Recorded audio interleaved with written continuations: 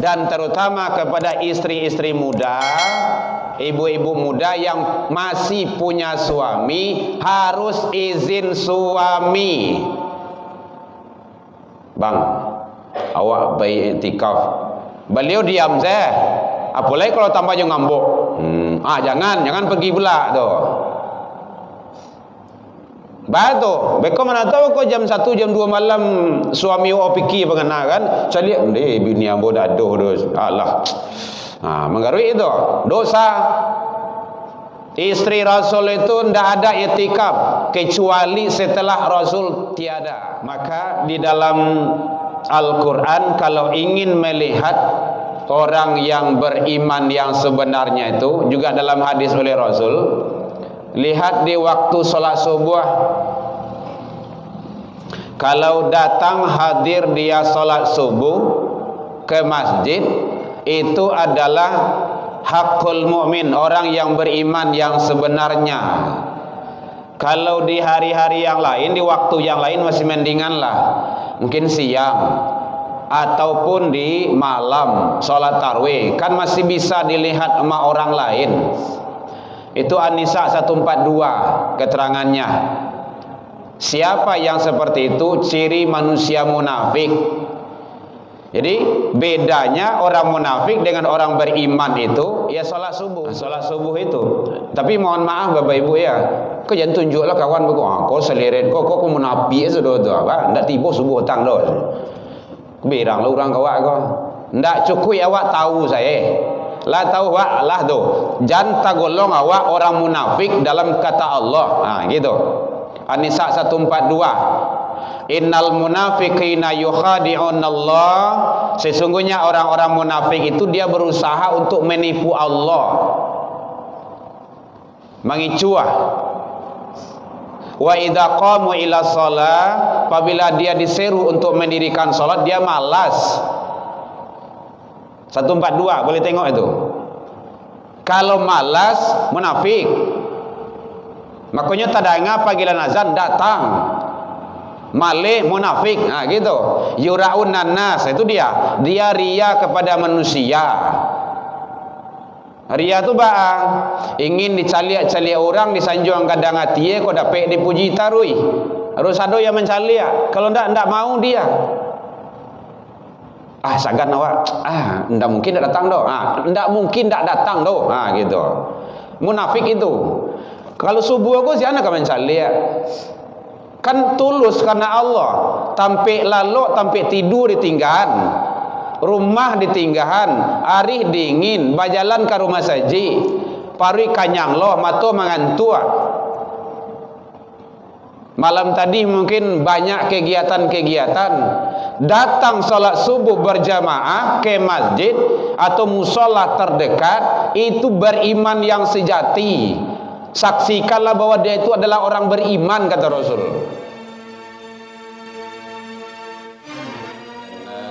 Minadz-dzulumati ilan nur wa yahdihim ila siratal mustaqim, amma ba'du.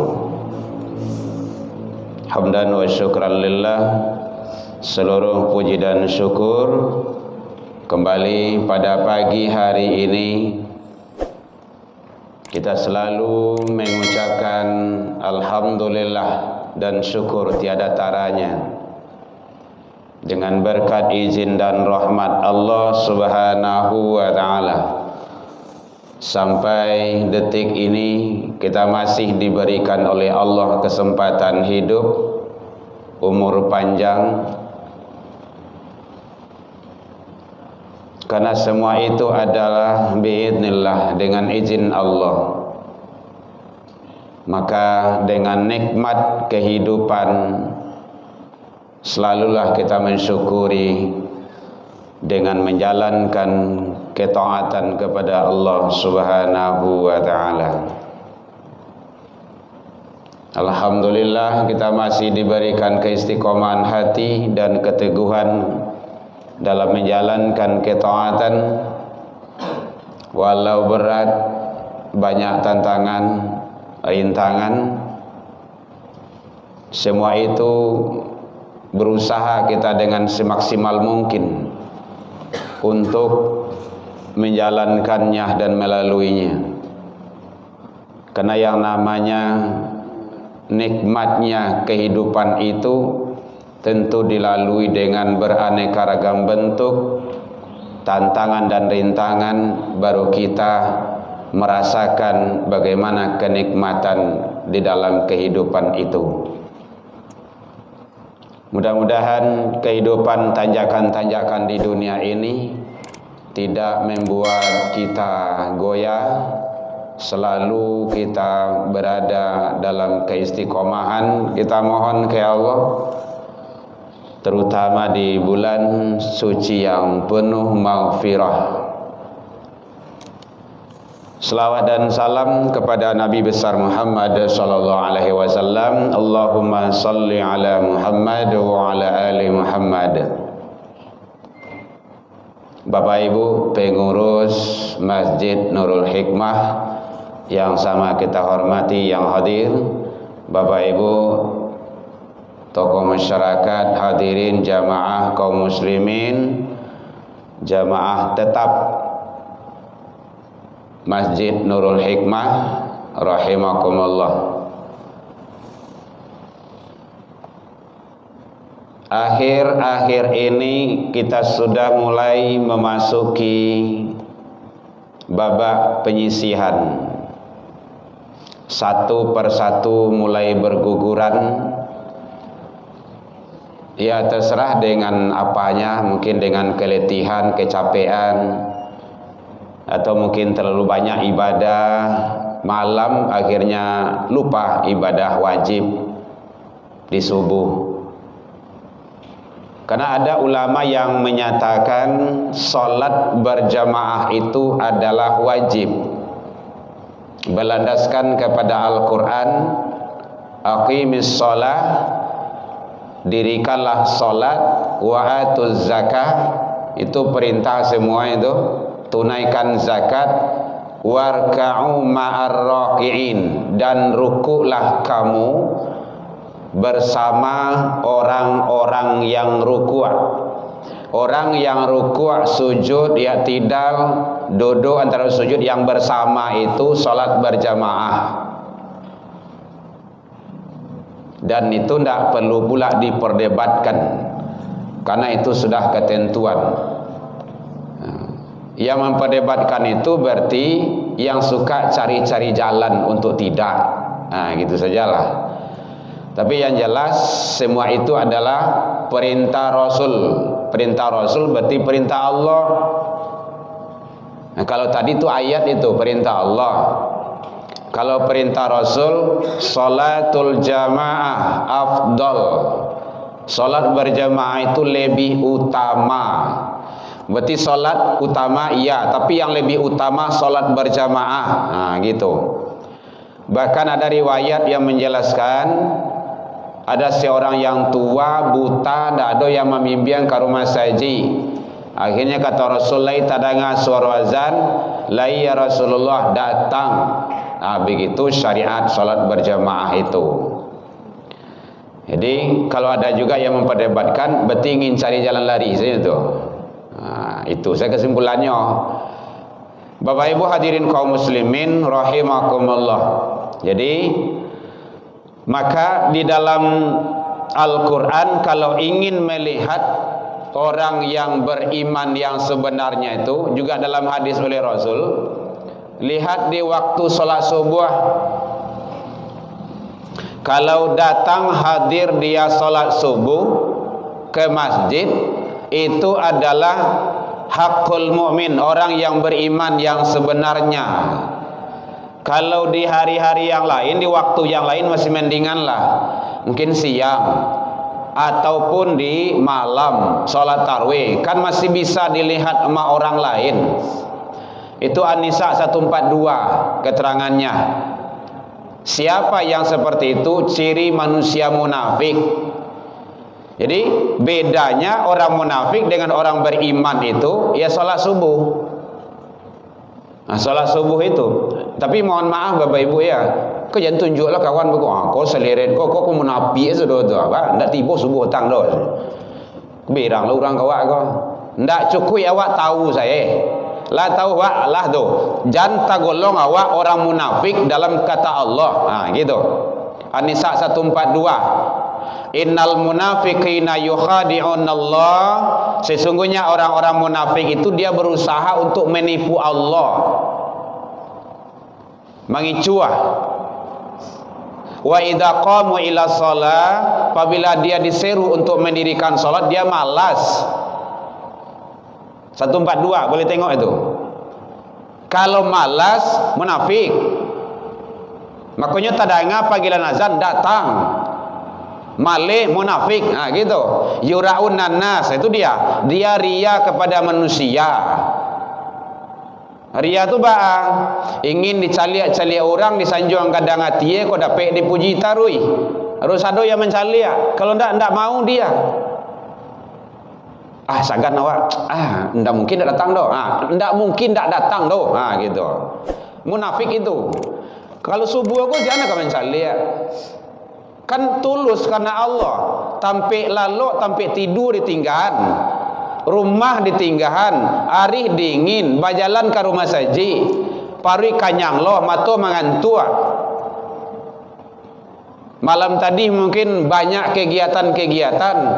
Datang salat subuh berjamaah ke masjid atau musola terdekat, itu beriman yang sejati. Saksikanlah bahwa dia itu adalah orang beriman, kata Rasul. An-Nisa 142. Jadi oleh sebab itu ternyata mari kita selalu istiqomah. Istiqomah. Kalau awal-awal Ramadan itu kan ramai itu, di mana-mana ramai. Basak-sak di rumah saji itu. Penuh sampai ke sudwi itu. Kini saya lihat itu memang seperti itu fenomenanya. Kita jangan tergolong ke dalam sono. Itu makasih ya. Kita mohon kepada Allah terhindar dari hal yang seperti itu. Bahkan dilanjutkan oleh Allah lebih bahayanya wala yakurunallaha ila qalil. Dan dia tidak zikir, tidak ingat kepada Allah kecuali sedikit saja. Siap solat tabang langsung. Itu bahasa ambosnya tu. Zikir dulu. Siap solat tu zikir dulu, pelit. Orang tak mau tu zikir itu. Fa iza qadaitumus shalah fadhkurullah. Jale bahasanya. Kalau engkau telah selesai melaksanakan salat, zikirlah. Tidak perlu pula diperdebat-perdebatkan. Ya kan suku-suku berdebat lo kadang-kadang bagai. Karya ngok lo karya ngok karya anu ada. Terserahlah gitu. Tapi yang jelas kita bawa diri hawa, keluarga hawa jangan tergolong ke dalam hal-hal yang seperti itu. Itu gunanya pengajian tuh.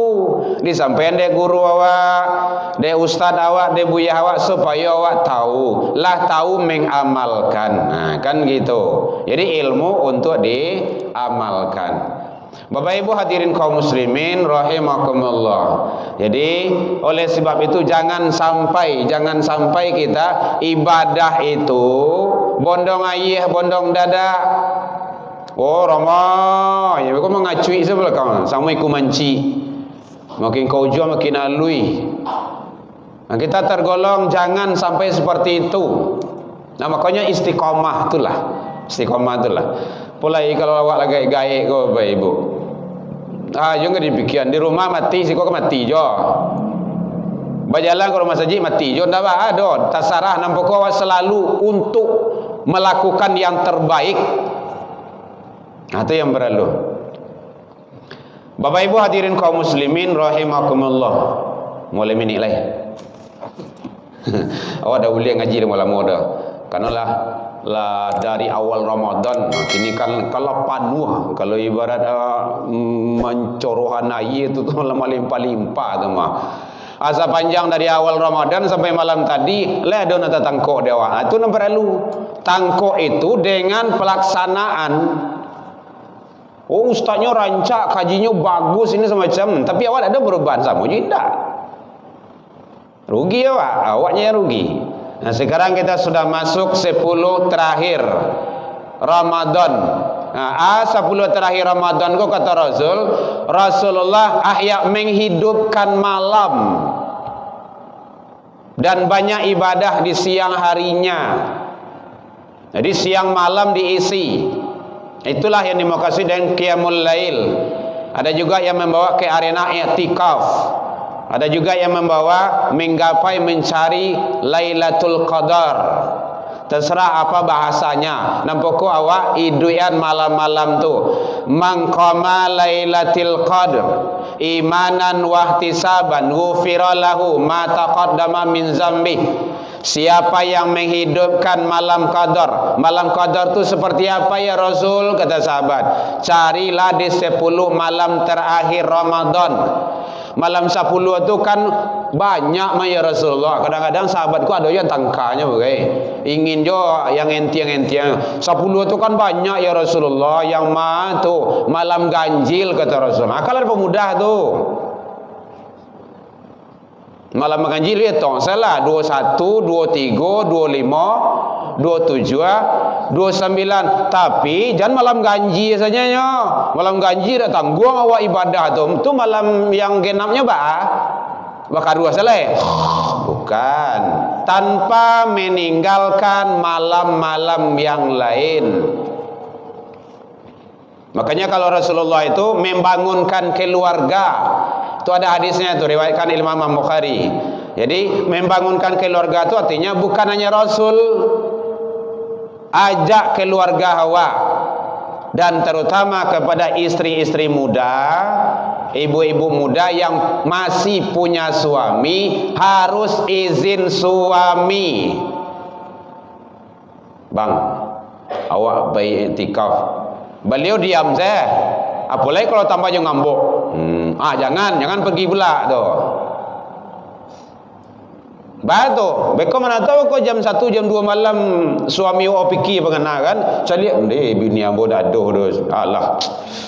Menggarui itu dosa.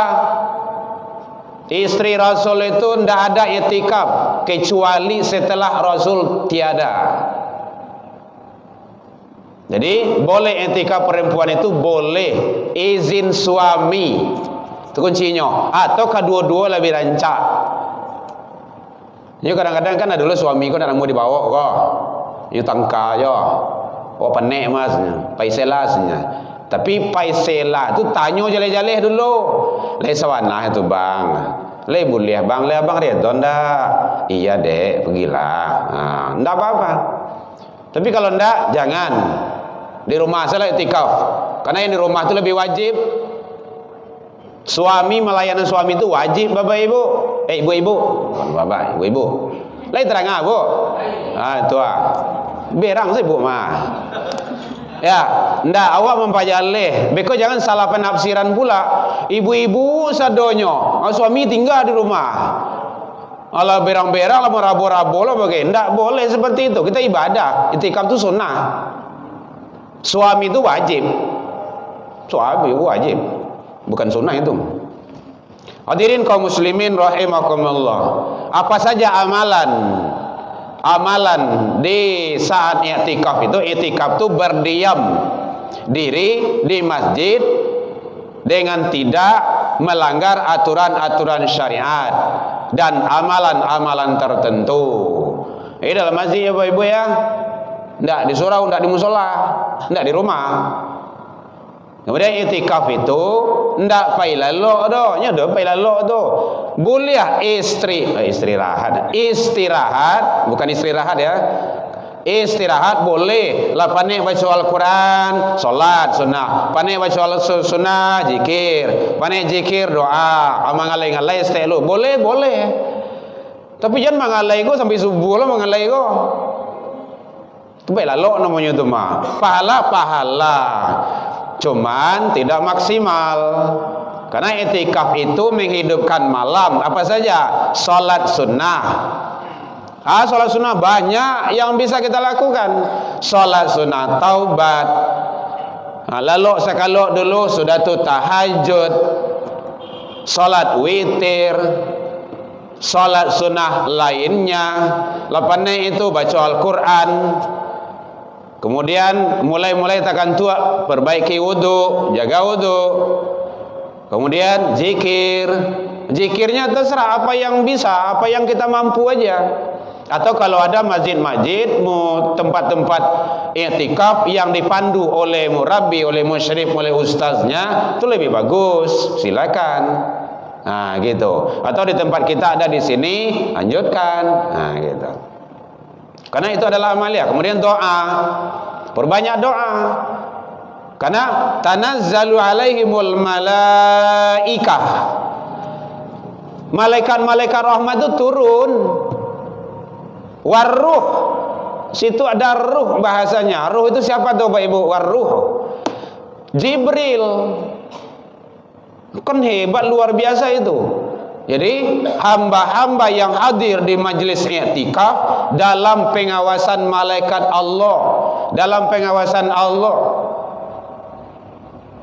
Makanya diucapkan di akhir, salamun salamun salam, salamun hatta matla'il fajr.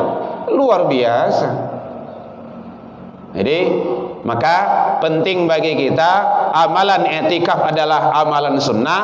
Nilai pahala, fadilah, keutamaan yang dalam pandangan Allah dan Rasul sangat luar biasa. Maka perbanyaklah amaliyah dalam kondisi i'tikaf tersebut. Ada yang bertanya Pak Ibu? Boleh. Mumpung dibuka tanya jawab, karena kita nggak khutbah Jumat.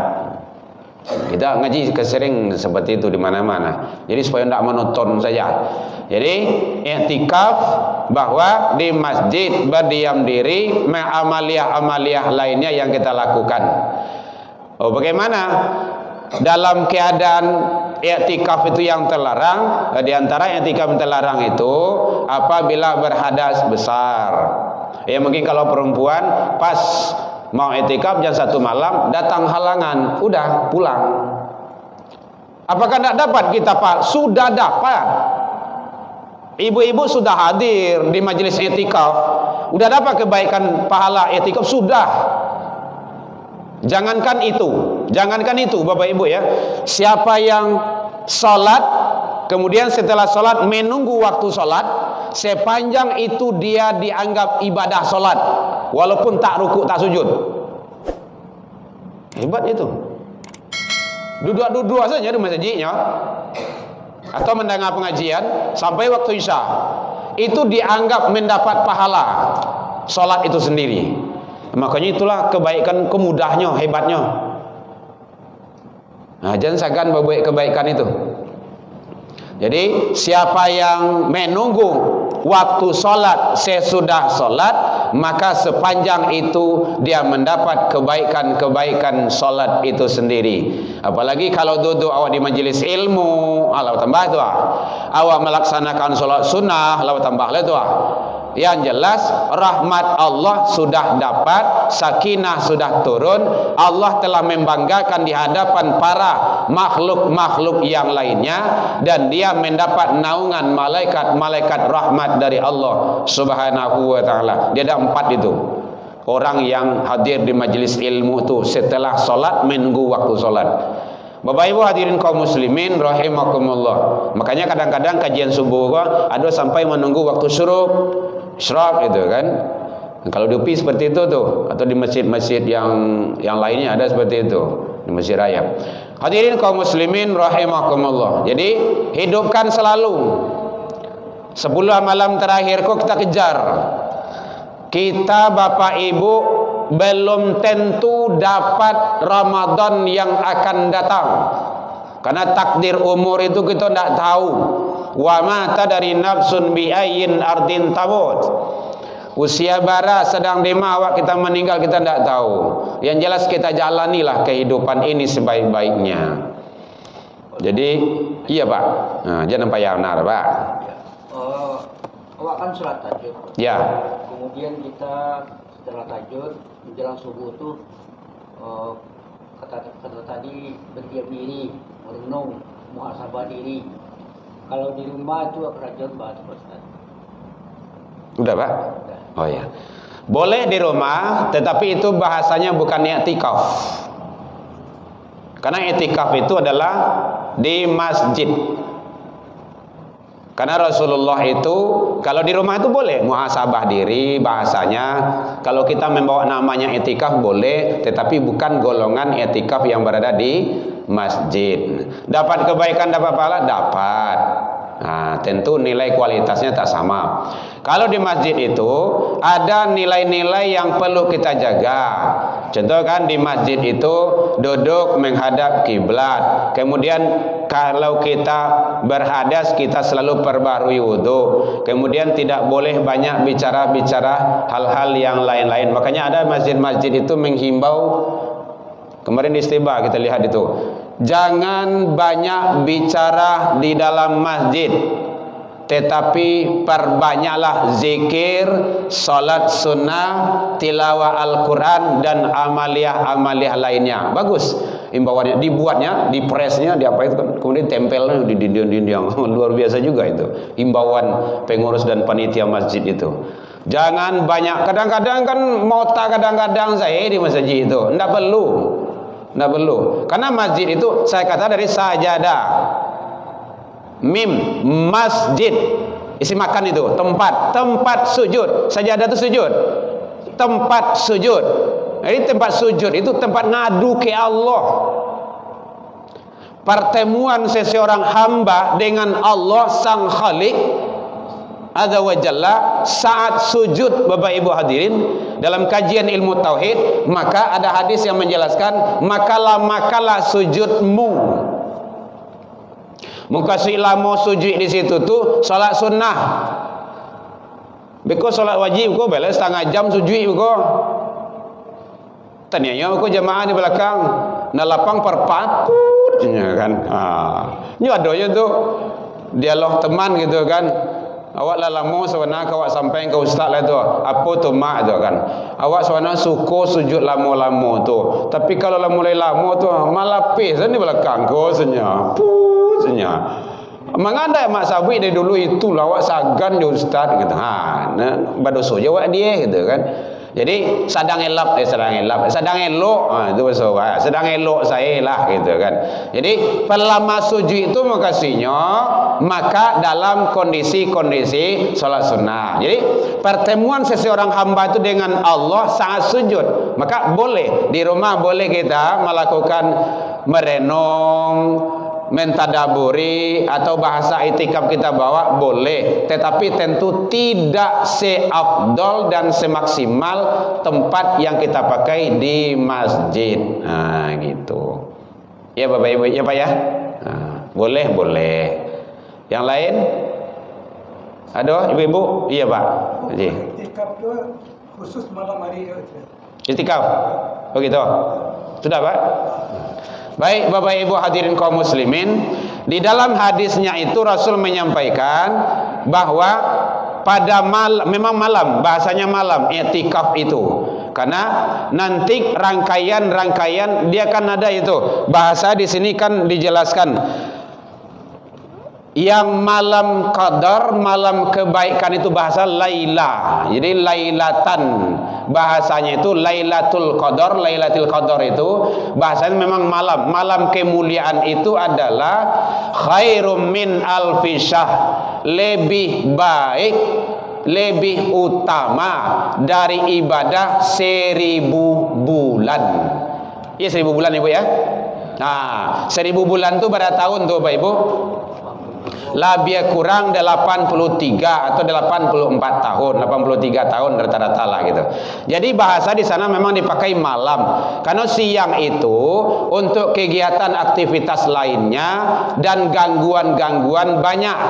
Contoh analogi, contoh Bapak Ibu, tolong perhatikan baik-baik supaya tidak salah nyambung pula. Kalau awak nelpon ke kampung pakai telepon umum siang hari itu orang banyak makai jaring kan, kok macet, banyak gangguan, kadang sedang lama mengecek putih, gangguan sinyal gitu kan. Maka pakailah telepon khusus, jalur khusus. Kapan itu? Yaitunya sepertiga malam hari. Maka malam itu lebih utama. Jadi begini Bapak Ibu, ada Allah berikan keistimewaan pada tahun-tahun istimewa, hari-hari istimewa, bulan-bulan istimewa, tempat-tempat istimewa, orang-orang istimewa, makhluk-makhluk yang istimewa, waktu-waktu yang istimewa. Nah, dalam waktu-waktu yang istimewa itu mustajabah. Contoh sepertiga malam. Orang yang istimewa, para nabi dan rasul, pelanjut-pelanjut beliau, orang-orang soleh, salafus soleh. Tempat-tempat yang istimewa adalah termasuk di Mekkatul Mukarramah, di Madinah Munawwarah, dan tempat-tempat yang lain. Masjid-masjid Allah, bahagian termasuk masjid. Jadi tempat-tempat yang istimewa, waktu yang istimewa sepertiga malam, tamasua saat hujan turun, tamasua dalam musibah, tamasua dalam kegiatan keadaan-keadaan kita yang terjepit, apa namanya itu, terzalimi. Itu pintu langit tak buka, Bapak Ibu, tak buka. Ud'uni astajib lakum, mintalah, mohonlah, kata Allah. Itu kata Allah itu, aku akan kabulkan. Jadi memang bahasanya di sana dipakai malam, laila, karena memang kondisi malam itu berbeda dengan kondisi siang. Siang itu kadang banyak gangguan, ada, maka malam itu tak kala orang tidur nyenyak di atas spring bednya, di atas kasurnya, sibuk dengan kegiatan-kegiatan yang lain, malahan dia mampu menarik lambungnya itu, memisahkan lambungnya dari tempat tidurnya. Itu luar biasa itu. Dengan bersujud, ngadu ke Allah, munajat ke Allah, Masya Allah, luar biasa. Jadi mari kita isi, kita hiasi akhir-akhir Ramadan kita ini dengan selalu untuk menjalankan ibadah dengan semaksimal mungkin. Masih ada Bapak Ibu? Jam 6 lewat seketik. Sampai jam 6 tadi rencananya. Demikian saja, ini adalah episode yang terakhir saya di sini, Herman Tanjung. Kalau ada dalam penyampaian tadi kok kurang lama manihe, karena dari awal Ramadan sudah sering kita ketemu. Dan mari kalau ada kita wirid nanti ba'da Ramadan, datang ramai-ramai. Ramadan ko sawananya awak lah dilatih, lah dibiasakan, udah dimaksimalkan disiplin waktu. Tentu sebaiknya terbawa sampai akhir Ramadan nantinya. Jadi kalau ada wirid kita datang, sholat berjamaah kita datangi, ya itulah kehidupan kita jalani sebaik-baiknya. Sarang jauh oleh tajalang dewa, ini masjid. Tapi kadang-kala memang perjalanan ke masjid itu adalah perjalanan yang sangat berat dan luar biasa sekali. Tetapi Allah memberikan yang terbaik. Baik Bapak Ibu, demikian saja. Alafwa minkum. Kepada Bapak Ibu pengurus mohon maaf terlebih dan terkurang. Kepada Bapak Ibu jamaahku yang ada di sini, semoga Bapak Ibu sehat selalu dalam lindungan dan naungan Allah Subhanahu wa taala. Semoga kita mendapat yang terbaik hidup dunia dan akhirat, dan semoga kita dikumpulkan oleh Allah di jannahnya Allah, di surganya Allah bersama hamba-hamba yang soleh, para nabi dan rasul. Amin ya rabbal alamin. Alfu minkum ila liqa fastabiqul khairat, wabillahi taufiq wal hidayah. Wassalamualaikum warahmatullahi wabarakatuh.